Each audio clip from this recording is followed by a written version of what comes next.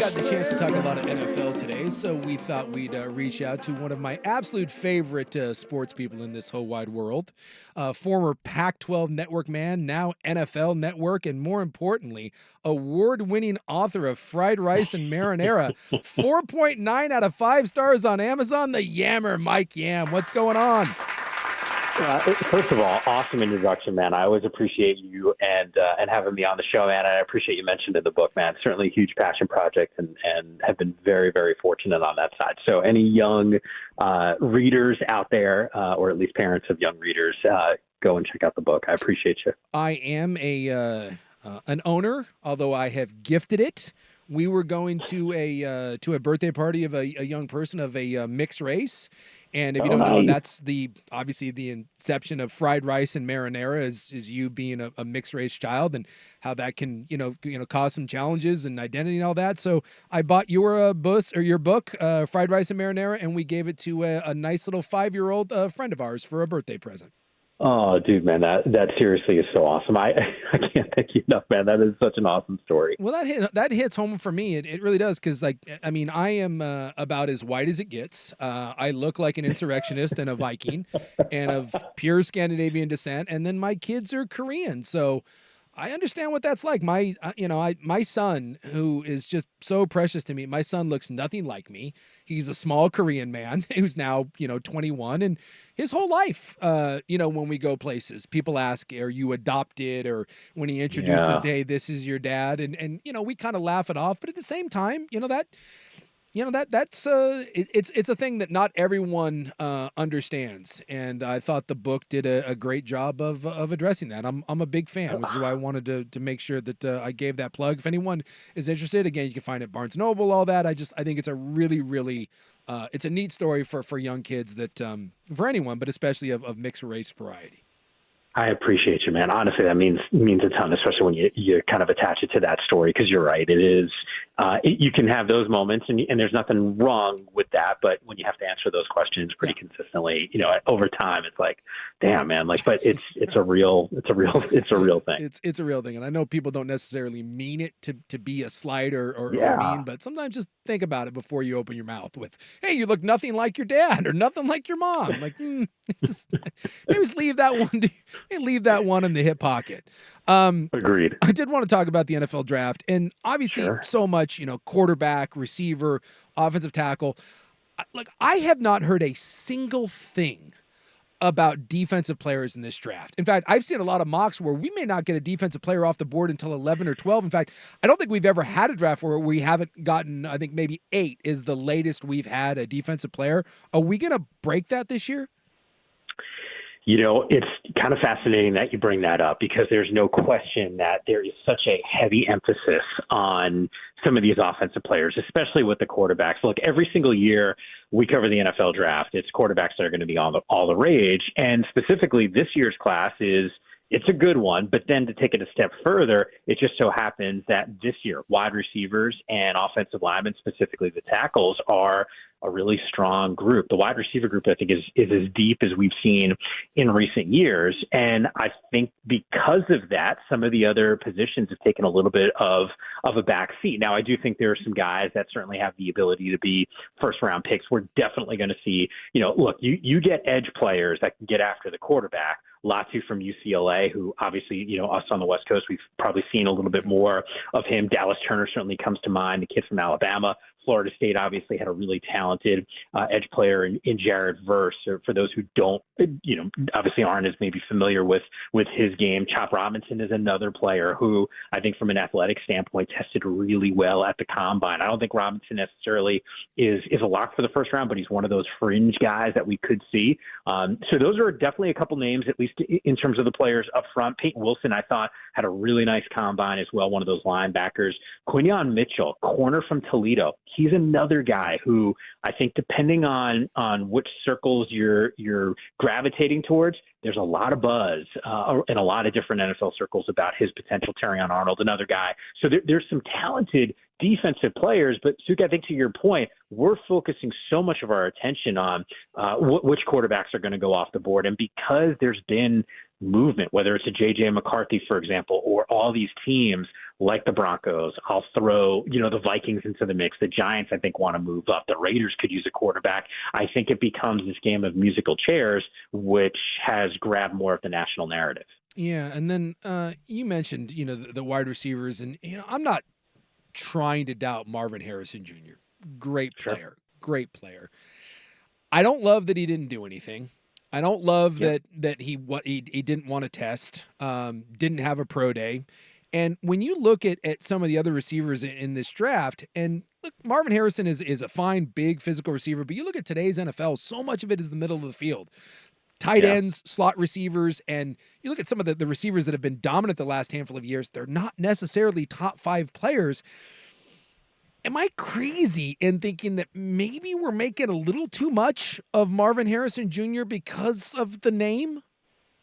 So I think name is certainly a reason why we're probably spending a little less attention on what he didn't do during this entire process. Dad obviously had a ton of success. I will say this. I think there's some fatigue as we get closer to the draft. This is, candidly, with Marvin specifically, we've talked about him as an NFL player for 2 years. Yes. So as you get closer and you have this buildup over a 2-year span, and then over the last 2 or 3 months, it's, all right, well, who are some of these other guys? Who are those other risers? Who else could make a splash in a deep class? Guys are going to have conversations like this. I still think Harrison is the first wide receiver off the board. I don't know if Arizona is going to sit with that 4th pick. In fact, I don't think they will remain at 4. I think they trade down because of the market for the quarterbacks. But the reality is anyone, whether it's Harrison, Rome Odunze, or Malik Neighbors, I think there's a legit argument for all 3 of them being studs. Daniel Jeremiah, he's our lead draft analyst at NFL Network. Outside of Caleb Williams, 2, 3, and 4 on his big board of his top 50 are Harrison, Rome, and Neighbors. So if that goes to show you, these guys could play, I don't know what other direction or how else to characterize it, because I really do think all 3 of those guys are going to be studs, and I do like Harrison. I mean, there was so much wow factor watching him at Ohio State. Yeah, I look at it, I'll take Arizona sitting there at 4, and I'm not saying I don't want Marvin Harrison, but if someone wants to give me 2 extra picks, I'm happy to take a Dunze and another 1 and a 3 as opposed to Marvin Harrison, where when I look at the NFL and you go through everything from, let's just take the Rams with Puka Nacua and Cooper Kupp or Tyreek Hill and St. Brown and, Michael Pittman, Keenan Allen, Stephon Diggs. Sure. Like, these aren't top 5 players. This is the one position I look at in the NFL where I say, I know I can, if I trust my evaluation, I can find good players in every round of the draft. Like, not just good players, but impact players. Yeah. I think, look, from an Arizona perspective, I think you're right. Chicago is a little different, picking at the top of the draft. But generally speaking, if you have one of those top 5, top 10 picks, you didn't have a great season. That's the reality. And a team like Arizona, I throw New England into the mix as well. They're so far off from being a highly competitive football team because of all the holes on their offense, then I'm with you. I think there's a real argument to accumulate more picks, move down in the draft, still have another first rounder, and find more impact players. Now, could you make the argument that Marvin Harrison might have a bigger impact than, the wide receiver that they get, I don't know, in round 2? Sure, you could make that argument. Is that delta big enough to say, hey, maybe I get an offensive tackle that's going to be sitting, on my offensive line for 10 years plus a really good wide receiver in round number 2? I think that's why these GMs are getting paid what they're getting paid to answer those questions. Yeah, I just love accumulating picks. Unless it's a guy that quarterback, I'm a big believer of, I would rather have 3 high-level quality players than 1 star, if that star isn't a quarterback. I just think when you look around the NFL, with the exception of that position, there's very few guys, and I'm not trying to get into a gambling, there's very few players in the league that move the needle even 1 point as far as a spread. So I think it's the ultimate team sport, minus if you don't have the signal caller, then you don't have anything.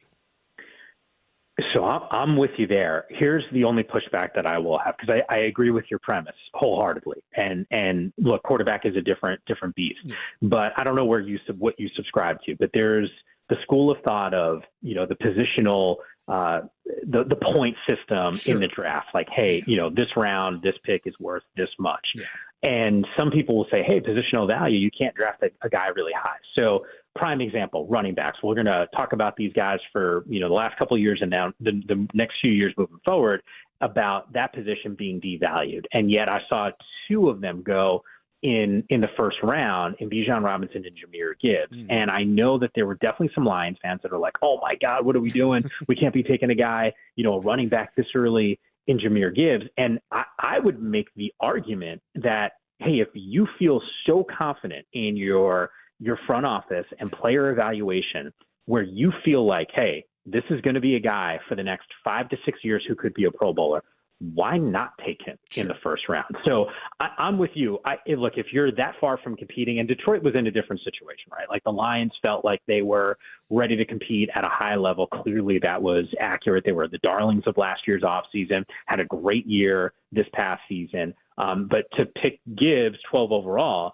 I think they were in a unique position to do that. Had this been the Detroit Lions of old, I don't know if, we go down this path using that 12th pick on a running back. We're talking to Yam NFL Network. I couldn't agree more. I think there's a difference between, like what you said, whether you're talking about a team, you mentioned Detroit, or I'm trying to think of another team, that you would put in this category, a team that you feel like you're on the cusp. Cincinnati, if the breaks go right. Jacksonville feels that way. Hey, if the breaks go right, like, yeah, we're not necessarily a championship team right now, but we think we're a contender. Versus when I look at, let's say, New England or Washington, you got holes across the board. Like one player minus a quarterback isn't turning around the Patriots. They're not turning around Washington. I need dudes. And so regardless of who I love outside of a quarterback, for those teams, I need bodies. And so I do think there's a difference in talent acquisition depending on what your roster. That I couldn't agree more. Totally. But think about this. Like when we assess the top 10 right now, so Chicago, Washington, New England, Arizona, Chargers, Giants, Titans, right? Titans. At 7, and Titans, then Falcons, Bears, and Jets. Yep. So like that whole group, generally speaking, I don't know how ready that most of those teams are to winning right now. Now, sure. I can make an argument. Chicago, I feel really good about their chances with two guys in the top 10. They've invested this offseason. So Chicago, I think, has got a chance to be a playoff team. Chargers now, I think, is really intriguing at 5. Like, new regime, different wide receiver crew. They already got the quarterback. So how far is that team? The Giants, like, look, I'm a Giants fan, Suke. I don't know if you realize that. I'm from the Northeast originally. I'm sorry. Yeah, I know. It's a little tough sledding here. Some would argue, hey, the G-men want to move up to grab a quarterback. I would say, hey, you got a lot of holes. Like, would one of those wide receivers be an impact to a Daniel Jones who hasn't had a stud wide receiver the last couple of years? Like, you could make that argument.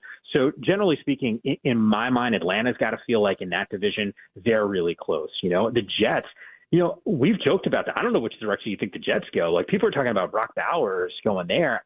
Some would say, hey, offensive line, like, you got to shore that up, making sure, Aaron Rodgers is able to play more than just a couple snaps to start a season. So I'm with you. I think each team has to assess what they have, where they're at with their current roster, and what they think they could be this season. You brought it up in the Brock Bowers. I've seen Bowers everywhere from 10 all the way down to 20. This is the one I don't get. In a league, especially if you've got a young quarterback, I know that the Jets wouldn't fall into that, but even with that you're trying to protect, so much of this game is won now. Play action pass, under center, control the middle of the field. Look at what Laporta does. Look at what Travis Kelce does. Look at Mark Andrews. Like, we all fall in love with the outside receiver, but the slot receivers and the tight ends are driving this league right now. And I do not recall, no offense to Kyle Pitts, no offense, I have never seen in my 20 years of doing this what I consider to be a better prospect tight end than Brock Bowers. Why isn't he getting more love? I have no idea. I love it. Especially, how can you not? I mean, look, a year ago, that tight end class in the draft was as good as we've seen. And I'll just quote, Jeremiah on this one. I think he said it was as good of a tight end class as he's ever seen before, or at least in the last 10 or 15 years, right? Like, you can put a disclaimer on that. I think it's pretty accurate based off of what we saw a year ago. Sure. And I'll tell you this. You talk to most people in NFL circles, and they'll tell you that Brock Bowers would have been the first tight end off the board in last year's draft. That's how talented this guy really is. So to your point, I don't know why he's not necessarily getting more attention. I don't think he falls outside of the top 10. I think there's a team that feels like they are so close, right? And maybe it's I'm spitballing here. Cincinnati. Sure. Cincinnati goes, you know what? Like, we could use a dude like that. How do we make that happen? How do we move up? Because if you're fringe, 11, 12, sort of in that range, like, you got an opportunity. And here's, look, the draft is going to play out how it's going to play out. But let's just say hypothetically the first 4 or 6 of the first 8 to 9 picks are quarterbacks. That changes the complete complexion of this entire thing, because all of a sudden a team like, I don't know, Minnesota, let's say they can't move up, or Denver can't move up. If they don't get that quarterback that they need, they might be willing to move down in the draft, right? Collect some of those picks and assets and allow a team like Cincinnati at 18, for example, or pick any team that's, wants a tight end like that or feels like they are close to move up and swap one of those picks to go and get a difference maker. Yeah. Like if I'm the Indianapolis Colts and I've got a young quarterback that maybe struggles to really feel a little bit, coming off an injury, and his best friend is going to be a run game, play action pass, whatever it takes for me to get Brock Bowers, sign me up. That is a security blanket for any quarterback, whether you're talking about a team ready to contend or, again, a young player, a young quarterback that you're trying to grow and develop. It can absolutely be his best friend. I know we got to cut you loose here, but give me, of all the quarterbacks, there's always one, we do this every time where we fall in love with quarterbacks, there's going to be one that slides, whether it's a couple spots or all the way down.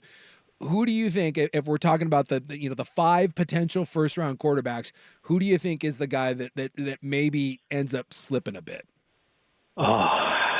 Well, I don't know how you feel about the order, but we'll just throw Caleb, Jaden, Drake May, Penix, JJ McCarthy, and Bo Nix. So if there's 6 dudes, I think it's probably Bo. But I'm going to be honest with you, Suke. Like, I don't think he falls out of the first round. Yeah. I think there's going to be such a run of quarterbacks early, and because teams need that guy, I mean, there's legitimately 7 or 8 teams that I think could make an argument to go and draft it. And the reality is, I just name checked 6 of those quarterbacks. So I think Bo, if he, and I'll use the air quotes around slides, I think he's still a first round pick. Yeah, it's gonna be a very, very interesting draft, because like anytime quarterbacks are involved, there's gonna be a run on them. There's gonna be movement and trades up and down. Sure. I think we're gonna get a very, very active first round of the NFL draft, to say the least. Yeah, I'm with you, man. And like I said, it's always good to be with you, dude. So next, I don't know, post draft, let's do this again. Absolutely. He's Mike Yam. You can find him on the NFL Network. And again, I want to recommend it. You can find it at Barnes & Noble. You can find it on Amazon. Fried rice and marinara, and I thought you would enjoy this. This comes to us via our Vancouver Ford text line that came in while we were talking. I'm Korean. My wife is blonde and blue eyes. Fried rice and marinara has been read and beloved by all 3 of my kids. That one from P1 Rufio. So just thought I'd throw that out there. Amazing. Yep. I appreciate it. By the way, it's animated and it's on YouTube right now, and that's totally free. So it's an animated version. And the group that did it is a company called Vooks, which is Portland-based. I got connected with them because of our good friend Lamar Hurd with the Portland Trailblazers. There's some Oregon State ties that are there as well. So a local Portland company that's trying to kill it right now, and they're crushing it. They're doing an awesome job with animated children's stories. So very cool. Encourage some people to check that out. Go check it out. Get the book. Check it out on YouTube. And again, find him on NFL Network. Yammer, one of my favorites. Always appreciate catching up with you. And let's do it again after the draft. Anytime, man. Take care. There you go. One of the really, really nice guys in the business.